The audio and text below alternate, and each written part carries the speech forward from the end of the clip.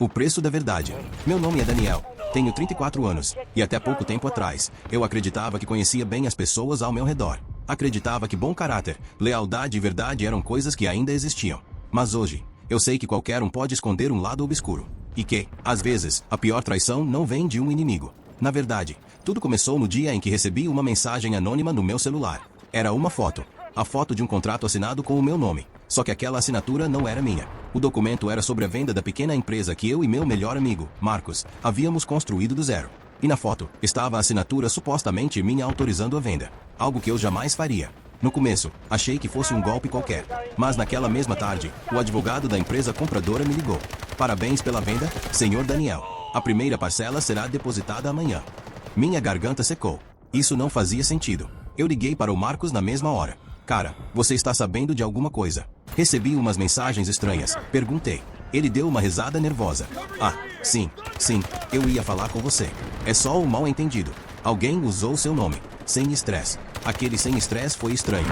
Marcos nunca falava assim quando havia algo sério acontecendo. A voz dele estava tensa, ensaiada, como se estivesse seguindo um roteiro. No dia seguinte, tudo ficou claro. O dinheiro da venda caiu na conta. Só que não na minha, nem na da empresa. Caiu em uma terceira conta, de alguém que eu nunca tinha visto. Quando fui até o banco para tentar entender, descobri que a documentação havia sido assinada digitalmente com minha suposta autorização. Alguém falsificou tudo. E só duas pessoas tinham acesso aos dados da empresa. Eu e o Marcos. Foi difícil aceitar isso. Eu conhecia o Marcos desde os 14 anos de idade. Passamos pela adolescência juntos. Fizemos nossos primeiros trabalhos juntos. Abrimos a empresa juntos. Eu confiava nele como um irmão.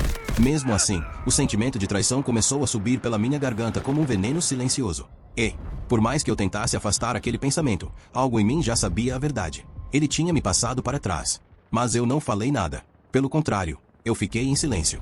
Por algumas semanas, agi normalmente. Deixei ele achar que eu acreditava em todas as desculpas esfarrapadas que ele inventava. Porque, naquele momento, eu decidi que não iria buscar justiça.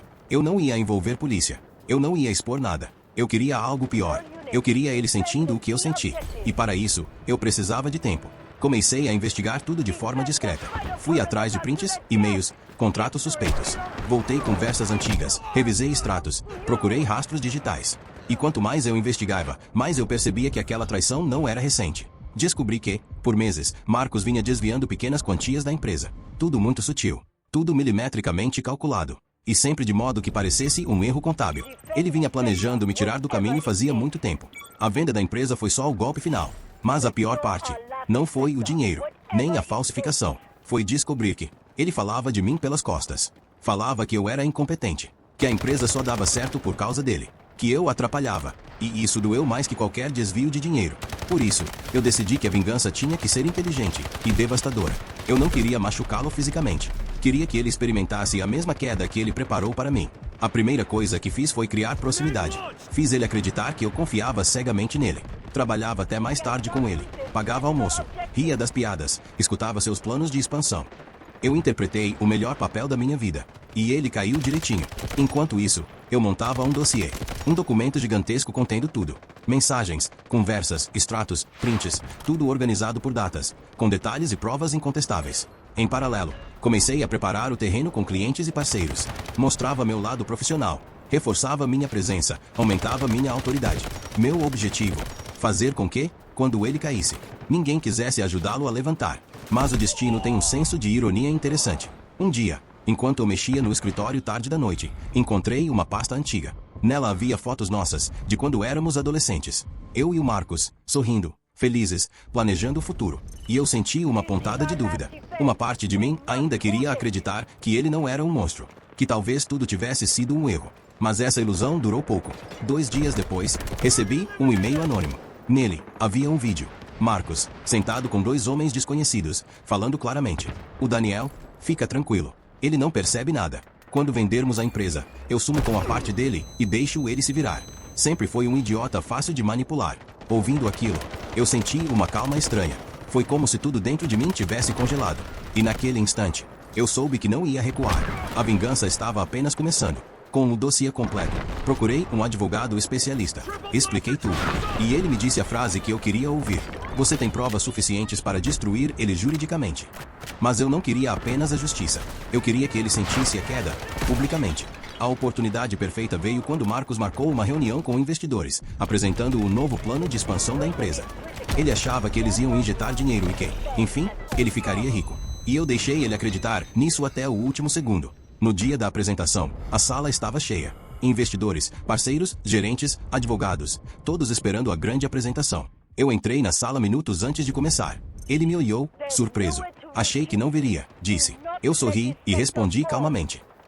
Achei interessante assistir. Ele começou a apresentação, confiante, arrogante, cheio de si. Falou sobre números que ele mesmo manipulou, planos que roubou de mim, projeções irreais. E então, quando ele terminou, o líder dos investidores me chamou. Daniel, quer dizer algo?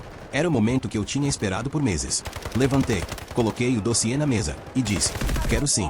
Vocês investiram tempo, confiança e dinheiro, mas foram enganados. E aqui estão as provas. A sala inteira ficou em silêncio enquanto eu mostrava documentos, prints, gravações. Inclusive o vídeo dele me chamando de idiota e explicando como pretendia desviar tudo. Os investidores ficaram chocados. Meu advogado, que estava discretamente no fundo da sala, confirmou tudo. O Marcos ficou branco. Ele tremia. Tentava se explicar, mas as palavras simplesmente não saíam. E foi ali, naquele olhar perdido, humilhado, desesperado, que eu percebi. Eu tinha vencido. No mesmo dia, ele foi afastado da empresa, denunciado formalmente e processado. Todos os parceiros romperam com ele. Os amigos sumiram. A noiva terminou com ele depois de descobrir outras mentiras. Ele perdeu tudo. E o mais curioso, nunca percebeu que a queda começou no momento em que decidiu me trair. Algumas semanas depois, encontrei ele por acaso na rua. Ele estava abatido, magro, com olheiras profundas. Parecia anos mais velho. Ele me olhou com uma mistura de arrependimento e ódio. E disse algo que eu jamais vou esquecer. Você destruiu minha vida. Eu respirei fundo e respondi: não, Marcos. Você destruiu a sua. Eu só tirei o tapete que você achou que estava seguro. Ele baixou a cabeça e se afastou sem dizer mais nada. Hoje, cuidando da empresa sozinho, eu percebo que a montagem da minha vingança nunca foi sobre o dinheiro, mas sobre mostrar que eu não era aquele idiota fácil de manipular que ele acreditava.